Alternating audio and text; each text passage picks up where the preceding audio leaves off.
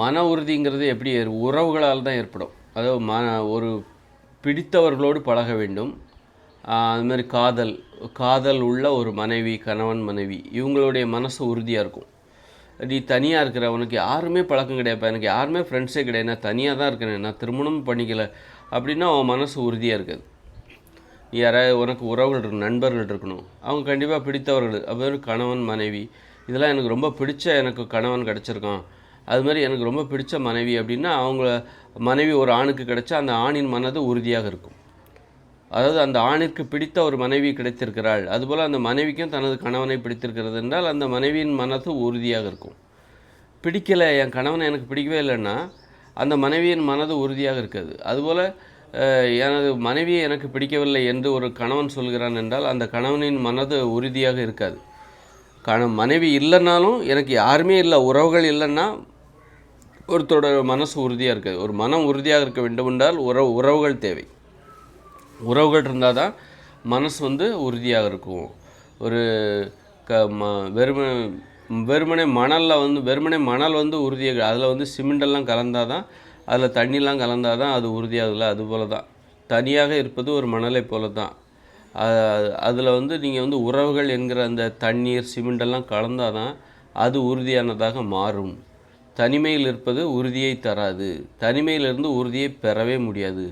அப்போ அதனால்தான் நம்ம உறவுகளை தேடுறோம். ஏன்னா அப்போ தான் நமக்கு மனசு உறுதியடையும். மனசு உறுதியாக இருந்தால் தான் நாம் நமது கொள்கைகளை கடைபிடிக்க முடியும். விடாப்பிடியாக வைராக்கியமாக ஒரு கொள்கைகளை நம்ம கடைபிடிக்கணும். ஒரு உணவு கட்டுப்பாடு, தினசரி உடற்பயிற்சி பண்ணணும், தினசரி நம்ம சோம்பேறித்தனம் இல்லாமல் நம்முடைய கடமைகளை ஒரு உற்சாகத்தோடு செய்ய வேண்டும். இதற்கெல்லாம் மனசு உறுதி தேவை, ஒரு உந்துதல் தேவை, ஒரு ஊக்கம் தேவை, ஒரு ஆர்வம் தேவை. அதெல்லாம் எங்கேருந்து கிடைக்குதுன்னா உறவு முறையிலிருந்து தான் கிடைக்கிறது.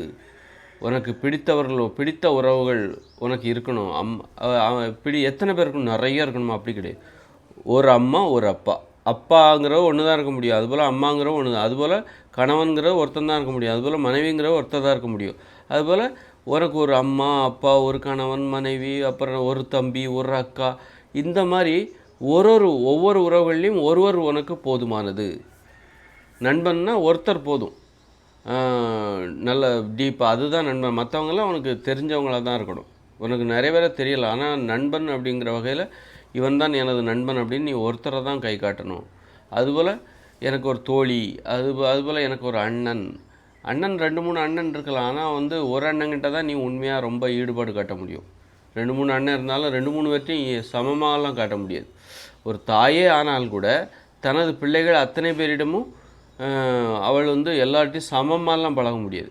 யாராவது ஒரு பிள்ளைகள்கிட்ட தான், ஒரு தாய்க்கு 10 பிள்ளை இருந்தாலும் ஒரு பிள்ளைகிட்ட தான் ரொம்ப ரொம்ப எல்லாத்தையோட எனக்கு இவனை தான் பிடிக்கும், இந்த பிள்ளையை தான் பிடிக்கும், அப்படி ஒருத்தர்கிட்ட அவங்க ஈடுபாடு காட்டும்போது மற்ற எல்லாத்துக்குமே அந்த தாய் மீது கொஞ்சம் ஆர்வம் குறையும். அந்த ஒரு பிள்ளைக்கு மட்டும்தான் தாய் மீது அதிக ஆர்வம் பிறக்கும். அப்போ அந்த மாதிரி உறவுகள்ங்கிறது ஒருவருக்கு உண்மையாக இருப்பது தான் உறவு. எல்லா உறவுகள்லேயும் ஒருவருக்கு தாத்தான்னா உனக்கு 2-3 தாத்தா இருக்கலாம், ஆனால் ஒரு தாத்தா கிட்ட நீ உண்மையாக இருக்கும்போது அதுதான் உனக்கு ஒரு தாத்தான்னா யாருங்கிற அந்த அங்கேருந்து தான் உனக்கு தெரியும்.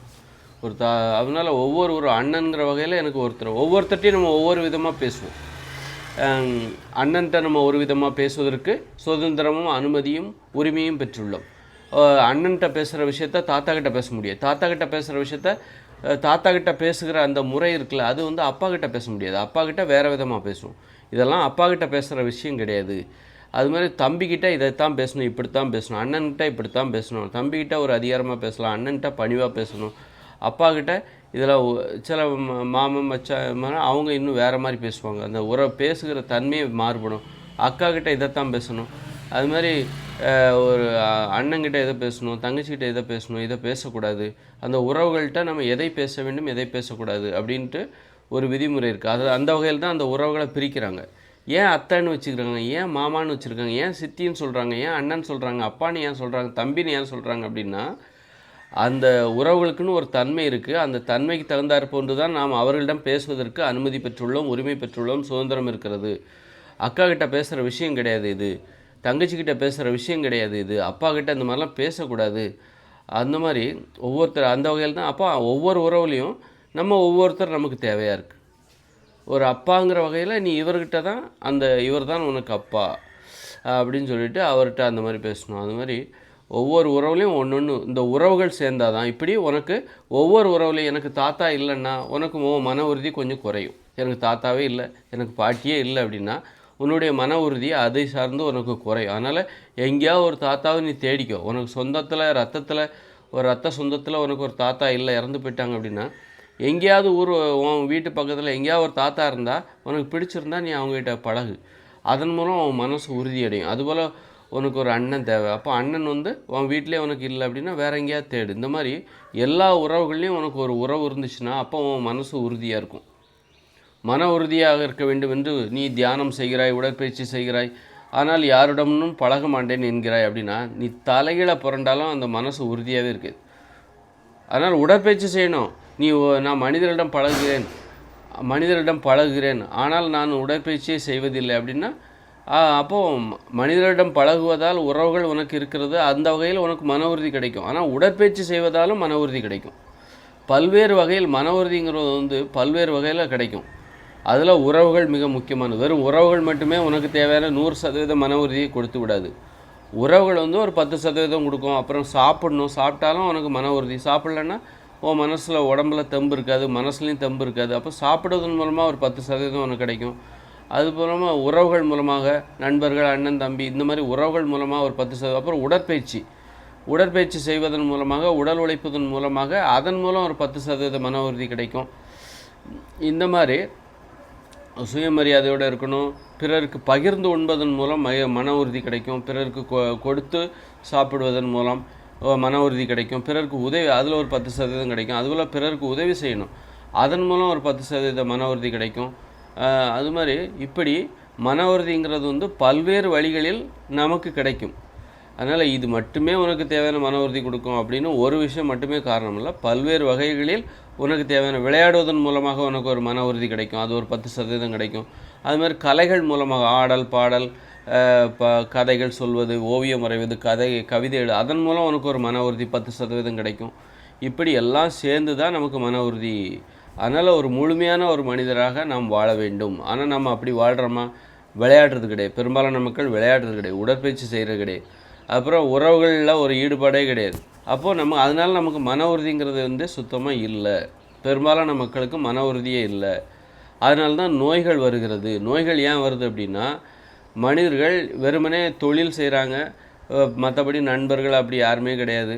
நண்பர்கள் கிடையாது. அப்பா இருக்காங்கனாலும் அப்பா இருந்தால் மட்டும் போதாது, அவங்கக்கிட்ட நீங்கள் டெய்லி பேசணும், பழகணும். அது மாதிரி அண்ணன் இருந்தால் மட்டும் போதாது, அவங்கக்கிட்ட டெய்லி பேசணும், பழகணும். ஒரு 10 நிமிஷமாவது அந்த மாதிரி எனக்கு இந்த அண்ணனை ரொம்ப பிடிக்கும், இந்த அப்பாவை ரொம்ப பிடிக்கும், அப்படி அந்த மாதிரி ஒரு முழுமையாக இருந்தால் தான் மனிதர்களுக்கு நோய் வராது. நம்ம இன்றைக்கி என்ன பண்ணுறோம் அப்படின்னா அப்படி ஒரு முழுமையாக இல்லை. வெறுமனே தொழில்னு பணத்தை தேடி ஓடுறோம். மற்ற நேரம் யார்கிட்டையும் பழகிறது கிடையாது, உடற்பயிற்சி செய்கிறது கிடையாது, ஆடுறது கிடையாது, விளையாடுறது எதுவுமே கிடையாது. ஆடல், பாடல், கதை, ஓவியம் வரைகிறது, இது எதுவுமே கிடையாது. இப்படி அப்போ உணவில் கட்டுப்பாடு கிடையாது. உணவு கட்டுப்பாடும் அதில் ஒரு 10% மன உறுதியை கொடுக்கும். பகிர்ந்து உண்பது, ஒரு குடும்பத்தை சார்ந்து, ஒரு குடும்பத்தை தவிர பிற ஆள்கிட்ட நீ பகிர்ந்து உண்பதே கிடையாது. சில பெண்கள் வேலைக்கே போகாமல் வீட்டிலே இருக்காங்க அப்படின்னா அவங்க சொந்த வருமானத்தில் அவங்க வாழ்நாளில் யாருக்குமே பகிர்ந்து கொடுப்பதே இல்லை. அப்போ அவங்க பலவீனமாகவும் மன உறுதி இல்லாமலும் தான் இருப்பாங்க. இந்த மாதிரி மன உறுதி என்பது இந்த உலகத்தில், இயந்திர அறிவியல் உலகில் நம்ம குறைவாக இருக்குது, ரொம்ப குறைவாக இருக்குது. மனிதர்கள் இன்றைக்கி பலவீனமாக இருக்காங்க. இந்த உலகத்தில், இயந்திர அறிவியல் உலகத்தில் பலவீனமாக இருக்காங்க. ஆனால் ஒரு 50 வருஷத்துக்கு முன்னாடி எல்லா மனிதர்களும் கிராமத்தில் வாழ்ந்தாங்க, பகிர்ந்து உண்டாங்க, சொந்தமாக இருந்தாங்க. அண்ணன், தம்பி, தாத்தா, பாட்டின்னு எல்லாருமே பக்கத்தில் இருந்தாங்க. மாமன், மச்சான் எல்லாம் ஒரு கிராமமாக வாழும்போது 50 வருஷத்துக்கு முன்னாடி வரைக்கும் அப்போது உறவுகளில் அவங்களுக்கு ஒரு மன உறுதிங்கிறது கிடச்சிது. எல்லா உறவுகளோடு தான் வாழ்ந்தாங்க, குடும்பத்தோட உறவுகளோடு தான் வாழ்ந்தாங்க. அந்த வகையில் உறவுகள் மூலமாக அவங்களுக்கு மன உறுதி கிடச்சிது. அப்புறம் உடல் உழைப்பு, 50 வருஷத்துக்கு முன்னாடி வரைக்கும் மனிதர்கள் எல்லோரும் உடல் உழைச்சாங்க. சைக்கிள் எதுவுமே கிடையாது, நடந்து தான் போவாங்க. எங்கே போனாலும் ஓடுவாங்க, விளையாடுவாங்க, ஆடுவாங்க, பாடுவாங்க, நீச்சல் அடித்து குளிப்பாங்க, வயல்வெளியில் வேலை பார்ப்பாங்க. அப்போது உடல் உழைப்பு மூலமாக அவங்களுக்கு ஒரு மன உறுதி கிடச்சிது. அப்புறம் கடந்த 50 வருஷத்துக்கு முன்னாடி இன்றைக்கி இருக்கிற பேக்கரி உணவுகள், சாக்லேட்டு, இப்படி ஒரு மட்டமான உணவுகள்லாம் கிடையாது. நோய்களை தருகிற உணவுகள்லாம் அப்போ பெருசாக கிடையாது. ஒரு சில உணவுகள் தான் இருக்கும். அதனால் அவங்க உணவுலேயும் ஓரளவுக்கு கட்டுப்பாடு, அந்த வகையிலையும் அவங்களுக்கு ஒரு மன உறுதி கிடச்சிது. இப்படி உடல் உழைப்பு அவர்களுக்கு இருந்தது, உடல் உழைப்பு அந்த சார்ந்து மன உறுதி கிடச்சிது. இந்த மாதிரி பிறருக்கு உதவி செய்து வாழ்ந்தார்கள் கடந்த காலங்களில். ஏன்னா அவங்களுக்கு வேறு ஒன்றும் இன்றைக்கி தானே லட்சியம், நான் டாக்டர் ஆகிறேன், இன்ஜினியர் ஆகிறேன், பிறருக்கு உதவி செய்கிறதுக்கு எனக்கு நேரம் கிடையாது அப்படின்னு சொல்லி எல்லோரும் பிஸியாக இருக்காங்க. ஆனால் கடந்த காலங்களில் பணப்புழக்கம் இல்லாத காலங்களில் உதவிகளை இலவசமாக பெறுகிற வழக்கம் இருந்தது. இன்றைக்கி காசு கொடுத்தா உதவி கிடைக்கும் அப்படிங்கும்போது யாருக்கும் உதவி செய்ய மாட்டேன்றாங்க. காசு கொடுத்தா உதவி கிடைக்கும், நம்மகிட்ட ஓசியில் வாங்கலான்னு பார்க்குறாங்க. அதனால் யாருக்கும் உதவி செய்யக்கூடாது, நம்மளை ஏமாற்றிடுவாங்க அப்படின்னு சொல்லி உதவி செய்ய, எந்த உதவி வேணாலும் நீங்கள் காசு கொடுத்து பெற்றுக்கலாம் அப்படிங்கிற மாதிரி இருக்கும்போது யாரும் இலவசமாலாம் உதவி செய்ய மாட்டாங்க. அப்போ ஆனால் 50 வருஷத்துக்கு முன்னாடி பணப்பழக்கம்லாம் ரொம்ப இல்லை. எதாக இருந்தாலும் அன்றைக்கி மக்களுக்கு வேறு வேலை கிடையாது, டாக்டர் ஆகணும், இன்ஜினியர் ஆகணும், அதுபோல் லட்சியங்கள்லாம் 50 வருஷத்துக்கு முன்னாடிலாம் கிடையாது.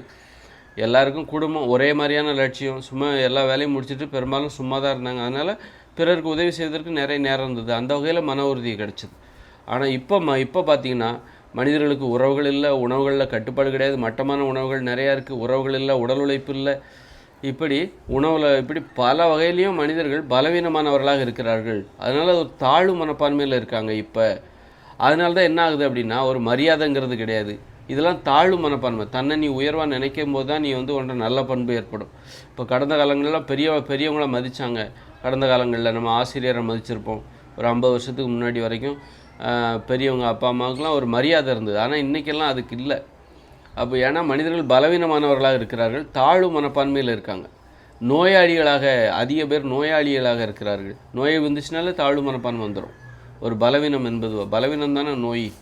இப்படி மனிதர்கள் மன உறுதி குறைவாக இருக்கிறார்கள், மன உறுதி என்பது இல்லாமல் இருக்கிறார்கள். அப்போ எப்போ நம்ம மன உறுதியோட மனிதர்கள் அதனால தான் நோயே வருது. மன உறுதி இல்லை, உடலில் உறுதி இல்லை, உடல்லாம் ஃபிட்னஸ் இல்லை, மனிதர்களால் நடக்க முடியும், தன்னால் நடக்க முடியுங்கிற நம்பிக்கை 50 வருஷத்துக்கு மேலே, 50 வயசுக்கு மேலே நிறைய பேர் கிடையாது. தன்னால் 1 கிலோமீட்டர்லாம் நடக்க முடியாது, அந்த அளவு கூட ஒரு தன்னம்பிக்கை இல்லாத, மன உறுதி இல்லாத இருக்கிறார்கள். அப்போ எப்போ மன உறுதிங்கிறது மனிதர்களுக்கு வரும், அப்போ தான் ஆரோக்கியம் இருக்கும். எப்போ வரும் அப்படின்னா இயற்கையோடு இணைஞ்சு வாழணும். இந்த மாதிரி இயந்திர அறிவியல் உலகத்தில் வாழ்ந்தால் மனிதர்கள் பலவீனமாகி கொண்டே போவார்கள், மனிதர்கள் மன உறுதி இல்லாதவர்களாகி கொண்டே போவார்கள். எப்போ நமக்கு மன உறுதி கிடைக்கும்னா இயற்கையோடு இணைஞ்சு வாழணும், இணைஞ்சு குடிசையில் வசிக்கணும், செருப்பு இல்லாமல் நடக்கணும், மின்சாரம் இல்லாத உலகம், புத்தகங்கள் இல்லாத உலகம், பள்ளிக்கூடங்கள் இல்லாத உலகம். அந்த உலகத்தில் நம்ம ஒரு வயல்வெளியில் விவசாயம் பார்த்துட்டு உறவுகளோட நிலையாக ஒரு இடத்துல கூட்டு குடும்பமாக வசிக்க வேண்டும். கணவன் ஆண்கள் மட்டும் திருமணத்திற்கு பின்பு மனைவி வீட்டுக்கு சென்று விட வேண்டும், பெண்கள் திருமணத்திற்கு பின்பும் தனது தாய் வீட்டில் தான் வசிக்க வேண்டும். இப்படி ஒரு நிலையாக ஒரு இடத்துல ஒரு கிராமமாக இயற்கையோடு இணைஞ்சு விவசாயம் செய்ய வேண்டும்.